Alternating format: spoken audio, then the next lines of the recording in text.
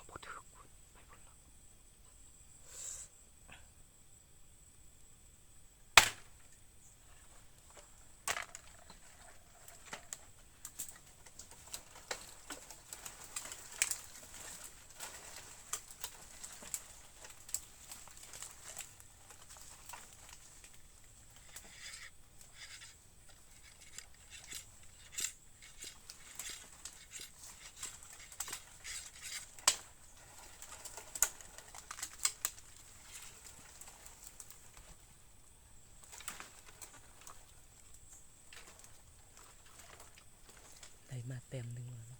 เมื่อกี้หนูวายมาบักหลายๆตัวมาบัก2-3ตัวบักขั้นที่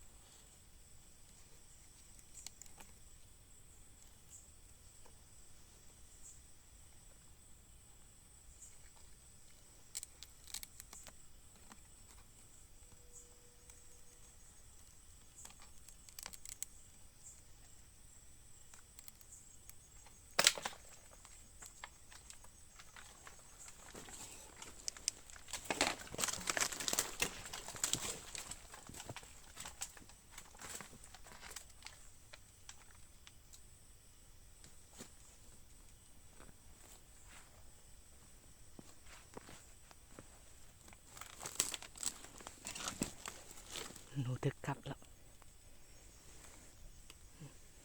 ตัวใหญ่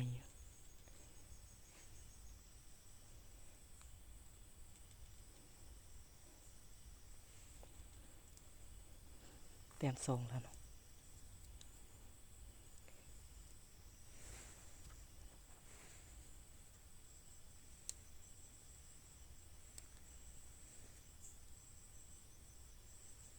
หนูมาอีกแล้วแต่มันตัวน้อยเนาะเบิ่งมันจะถึกกลับบ่มันกินมักมันบ่เข้าไปหากลับมันมากินมักมันนะซื้อ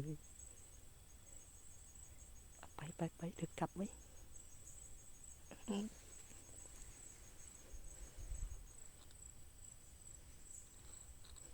บ่ยอมเข้าหากลับเลย เดี๋ยวเขาปลดหนูตัวนี้เราจะไปใส่วันเก่าเนาะจังไรมันมากินอีกเดี๋ยวใส่กลับก่อนเนาะ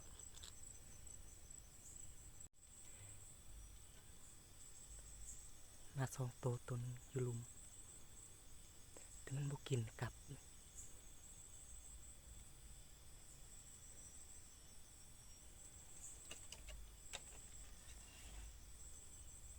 ไปแล้วมันย่างไปแล้ว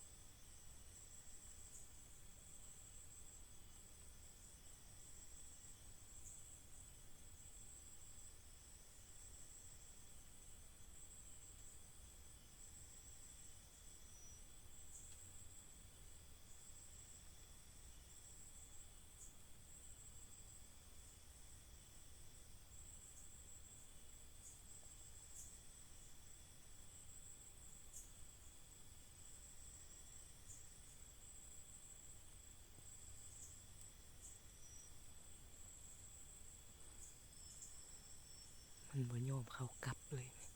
นั่งกินมักมันเซ้ยแต่มันหนูน้อยเนาะบ่ทันอยากยิงมันถ้ายิงหนูใหญ่ก่อนถ้าบ่มีหนูใหญ่แล้วจังสิยิงหนูน้อยว่าซั่นเด้เฮ้ย2 ตัวแล้วมา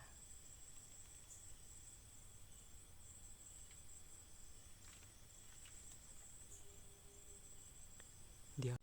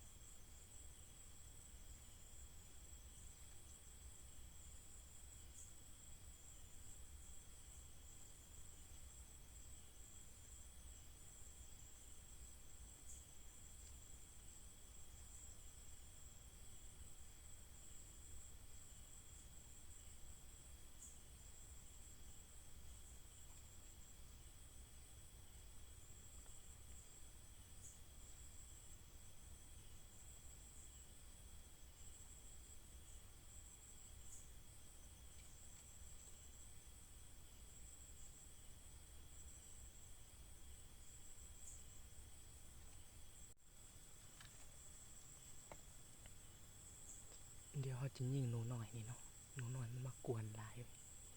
หนูน้อยบอกหลายๆตัว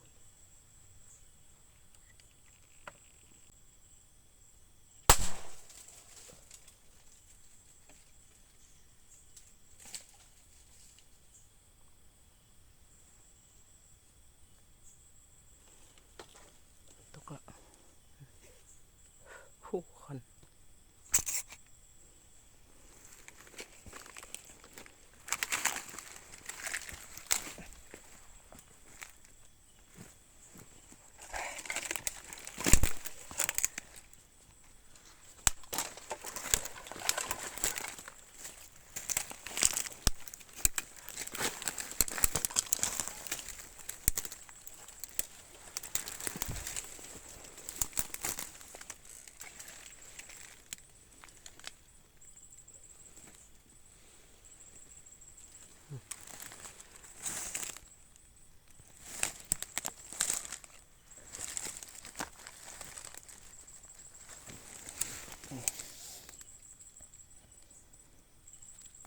เดี๋ยวจะยิงหนูหน่อยนี่เนาะ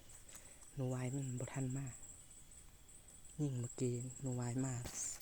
3-4ตัวนะยิงได้ตัวเดียวเนาะเดี๋ยวหนูน้อยมาปักหลายๆเดี๋ยวนี้หนูน้อยมากวนเดี๋ยวยิงหนูน้อยนี่ก่อน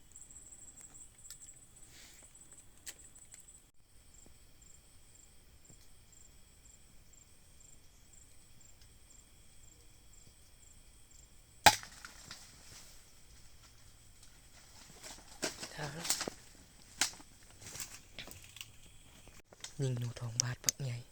เห็นบอกหันเลย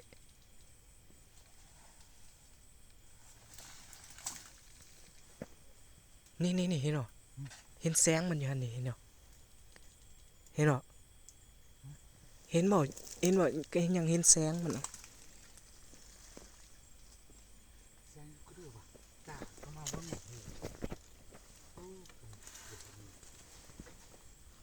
ตื่น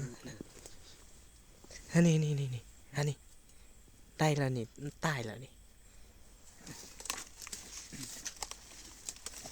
ตกเยอะชุ่มเลยเดี๋ยวท่าน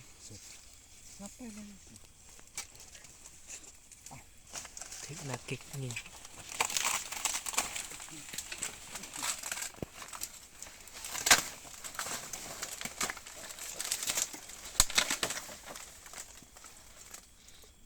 หนูทองบาทบ่อะไรเว้ย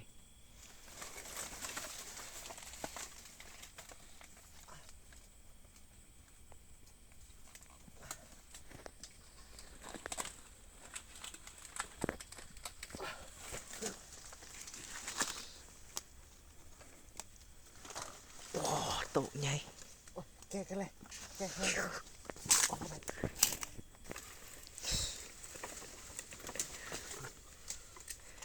สอดปุด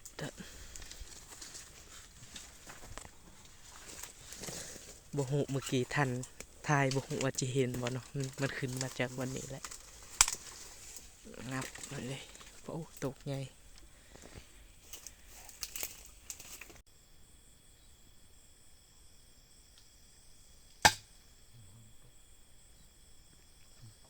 บุทึกนะ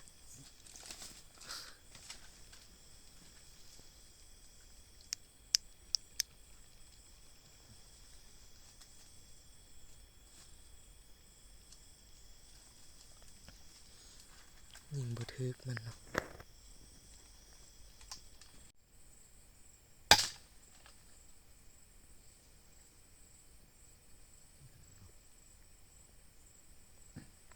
บุทึกมัน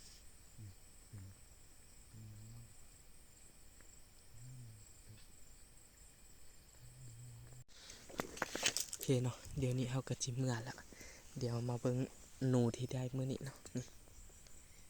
อยู่นี่อีก3 ตัว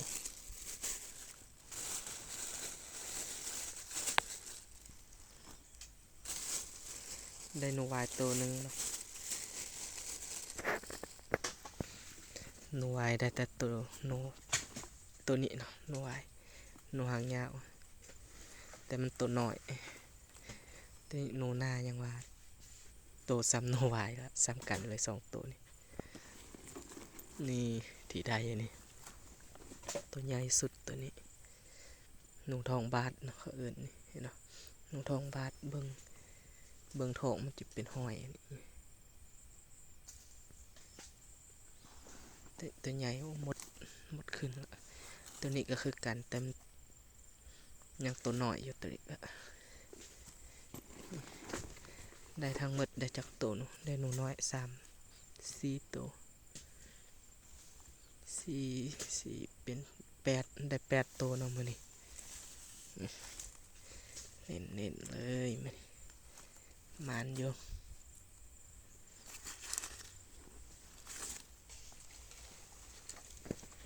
โอเคเนาะแล้วพบกันใหม่คลิปหน้าเนาะเดี๋ยวจะเมื่อละ